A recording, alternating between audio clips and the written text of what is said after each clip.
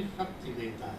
मेरे जैसे कब तो ये तो खड्डों के प्रकाश, मैं बड़े कवियों की बात कर रहा हूँ, तुलसी कवि इत्यादि की, तो वो उन्हें काव्य रचना की शक्ति देता है।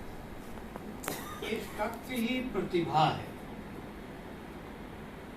काव्य शास्त्र में पढ़ने वालों ने पढ़ा होगा कि कविता की एक शक्ति होती है, शक्ति यानी प्रतिभा। तो प्रतिभा मेरे विचार से, मैं किसी के विचार से नहीं कर रहा हूँ, अपने विचार से कर रहा हूँ कि ये प्रतिभा ऐसे ही चुपचाप पड़ी रहती है। वो कवि जिसके पास वो प्रतिभा होती है वो तभी काव्य रचना करता है जब उसकी प्रतिभा किसी प्रकार से उत्प्रेरित होती है, उसको कोई प्रेरणा मिले। जैसे हनुमान जी थे, उनको अपने बल का ज्ञान नहीं रहता, तो कोई उनको ज्ञान कराता था तो वो अपना गृहदाकार रूप धारण करते। तो यहाँ प्रतिभा को जब कोई प्रेरित करता है, कोई प्रेरणा मिलती है, तब कवि काव्य की रचना करता है। वाल्मीकि का जो किया मिश्र जी ने मां निषाद वो भी सही है। वो तो बहेलिया थे, जा रहे थे, देखा कि क्रौंच जोड़े में से जो काम मुक्त थे उनमें से नर का वध कर दिया। नारी मतलब जो थी मादा वो रो रही है। तो लोग कहते हैं कि पूरी रामायण कथा क्या है? सीता का प्रहलाद भी है ना, सीता का विरह ही है, सीता का ही दुख दर्द है। जैसे वो क्रौंची विलाप कर रही थी, उसी तरह से विलाप सीता का भी है। तो जो भी हो, तो वहां उन्हें प्रेरणा मिली।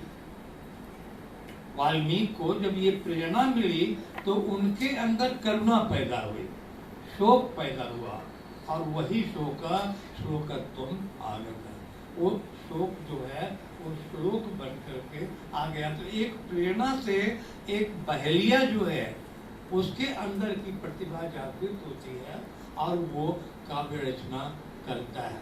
सब कवि, ऐसा कोई वियोगी होगा पहला कवि, कोई सौंदर्य से प्रेरित होता है, कोई प्रकृति के सौंदर्य से प्रेरित होता है, कहीं न कहीं से प्रेरणा काम करती है। प्रेरणा ने कर दिया मुझे भी। मैं सन 70-72 के आसपास की बात है, पढ़ रहा था वाल्मीकि रामायण। वाल्मीकि रामायण पढ़ते पढ़ते मैं उस प्रसंग पर आ गया जहाँ सीता राम से मिलती हैं विजय के बाद, और राम कहते हैं विदितश्चास्तु भद्रम ते योयम रण परिश्रम। हे सीते, तुम्हारा कल्याण हो। विदितश्चास्तु, तुम्हें मालूम होना चाहिए कि योयम रण परिश्रम, रण का युद्ध में जो मैंने परिश्रम किया है, सुहृदान वीर्यान, अपने मित्रों की सहायता से जो इसमें विजय प्राप्त की है, न तदर्थम मया कृता, यह सब मैंने तुम्हारे लिए नहीं किया है। रक्षता तु मया वृत्तम इतिहासम च, मैंने वृत्त जो अपने कुल का है, खानदान का जो इतिहास है, जो खानदान की मर्यादा है, उसकी रक्षा करने के लिए यह सब किया है। तदगच्छ त्वानुजानेद्य यथेष्टम जनकात्मजे, इसलिए हे जनकात्मजे, तुम जहाँ चाहो जा सकती हो, मेरी सहमति है, तुम चाहो जहाँ चाहो वहाँ जा सकती हो।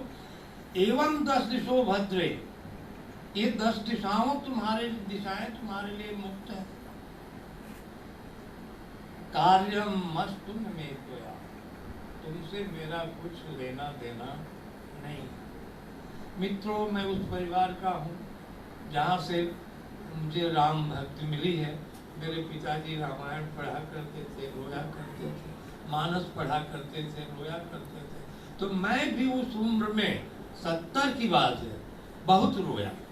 और 15 दिनों में मैंने एक सर्ग लिखा जो इसका 5वां सर्ग है। राम सीता ये नहीं कहते कि मैं तुम्हें प्यार करता हूँ, आपस में बात की चीज के द्वारा मैंने इस बात का खंडन किया है कि राम ने ऐसा कहा होगा या कहा है।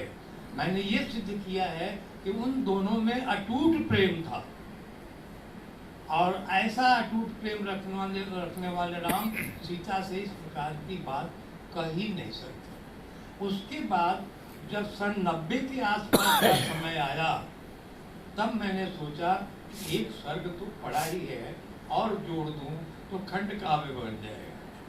मैंने कोई कथा नहीं ली, और ऐसे 6 और जोड़ करके मैंने इस रचना को पूर्ण किया। मित्रों, पूर्ण तो कर दिया, कभी का कोई महत्व नहीं होता। कहा तो ये हो जाता है कि कान प्रेक्षाम सुधा स्वर्गे निवसामो वयम भूवि। अरे किससे पूछे भैया कि काव्य रस में, अब अमृत में कौन ज्यादा मीठा है?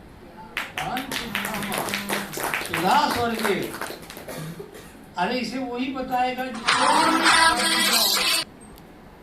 तो हम तो धरती पर रहते हैं, निवसामो वयम भूवि, हम धरती पर रहते हैं, और धरती पर रहने वाले ने, धरती पर रहने वाला इतना भागा है कि उसको कभी सुधा पीने को मिले ही नहीं, तो वो क्या बताएगा कि इन दोनों में क्या अच्छा है, ज्यादा मीठा है।